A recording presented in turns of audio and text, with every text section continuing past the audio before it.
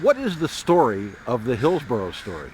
Well, that's a good one because the Hillsboro Story is based on Susan Bannion. She's the writer and director, and she's playing in it. But what happened is that when she was a little girl in the third grade, she her teacher was reading Scarlet Web, and outside the window was five African American women protesting to get their kids into this white elementary school, which it was right after Brown versus Education.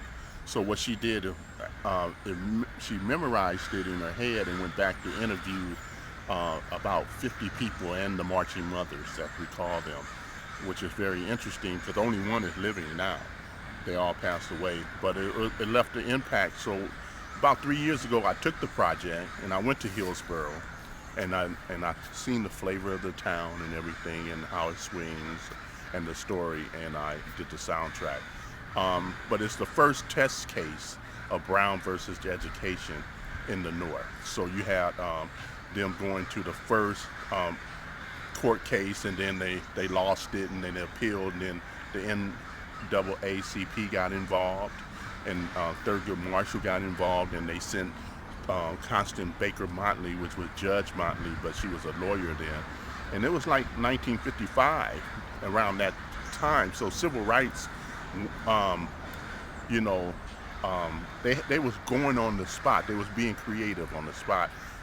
They was going with the Constitution and making and working through that Constitution, and that's what the story is about. And also, there was one county engineer, a white guy, who wanted to see integration, and it was going. The school board was going so slow, so he burnt down the elementary school and the Lincoln School, the black school, and then ended up going to jail and going to prison for that. And they thought he was crazy because, and then the town buried the story. But we did go back to the town and do this in April, which was really cool because one of the Performed marching it there? there in Hillsboro, and people who never talked about this because it was buried and didn't even know about this was there, and we always have a talk back afterward. Very exciting, and one of the marching mothers was on stage with us, and it was a beautiful thing. So I think it's really based. I think it's a world story. It's storytelling. The four women who's playing, Laverne Green, Jennifer Lanier, K.B. Mercer, and Susan, they portraying all the men and the women's role, and it's very magical. And the lighting, Peter, he's doing the lighting, and the whole crew. It's really nice. It's a magical thing. What is the flavor of the music? Is it music of the era? No, what I tried to do is, some of it is really like film scorish, strings and orchestra stuff. Some is the blues just with a guitar. Some of it's jazzy with my jazz band stuff. From LA, some of that kind of stuff. So it swings. It's kind of funky in some places. It's all over the map. It's like pretty much a world kind of thing. I wanted to make sure that the textures was going with the words, and there's a very undertone of it. But it's all over the map, the soundtrack is. You know, and I enjoyed it. It took me a little time to do it, but it's playback. I do the sound design and the audio for the play, and 90% of the play has music to it. So you're not performing. I am. I'm not on the stage. I'm up in my little booth thing where I am, but I do play with the soundtrack, and I have some places that I do play piano. So I interact with the actors. Yes, I do. So there's a little bit of improvisation. Yes, going yes. That's what we have to do. Just like the how the lawyers have to come, and they was like putting civil rights in and they had to improvise to make, but still had a foundation of the Constitution that was what is right, what is right, what is right. So that's what I try to put in. And also what's going to happen, opening night is on the 15th of October, but on the 16th, the SEI Youth Choir is going to sing pre-show, which is going to be beautiful. And I think they start around 6:30, and then that's on October 16th. And then on the 23rd, my jazz quartet is going to play pre-show, which is Carlton Jackson and Andre St. James, Michael York and myself, pre-show. So it's those, and then plus this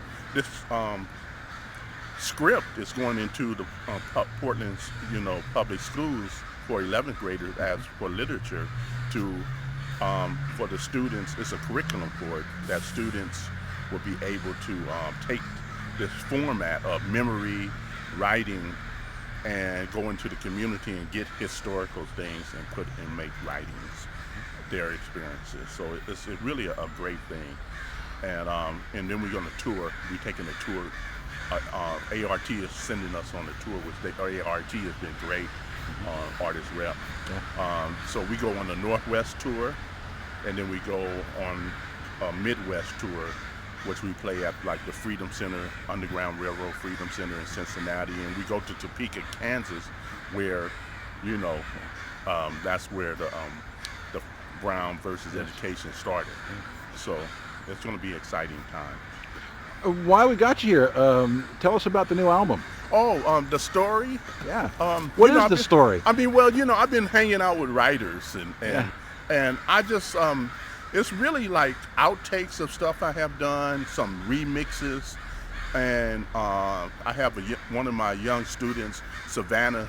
She's going to be great. I think she's in 8th grade. She does one of the tunes on there called "Quit Hating." That's a story all within itself. LaRonda Steele is on there singing, and Very soulful. Yeah, she's like great. LaRonda, I just love LaRonda singing and how she interprets and improvises. So each song has a story behind it. So if you call me up, you can say, "Oh, what is this?" and I can tell you a whole story. I have a remix of Sonny Rollins and my father playing trumpet on it, and that's a whole story with itself. I've got Marlon Ye on there, Marlon Ye, Sure. and that's a whole story with Jim Pepper, and I put a sitar in there for Colin Walcott with Cordona, because when I toured with them, we used to play that, and each one, even the first tune is called The Storyteller, and I'm playing the melodica on that. And I just feel like the melodica also is a storytelling kind of instrument. Yeah. So it's part one, story. And so it's pretty much, I'm happy with it, very much. It has stuff like how you treat your brothers with respect. You got to do it right, don't be uptight. We have to do what we say we're going to do, but we have to treat everybody with respect. So you got to treat your brothers with respect. You got to treat your sisters with respect. You got to treat your fathers with respect. Treat your mothers with respect. Treat your neighbors with respect. We have to do it that way. That's a whole story with that.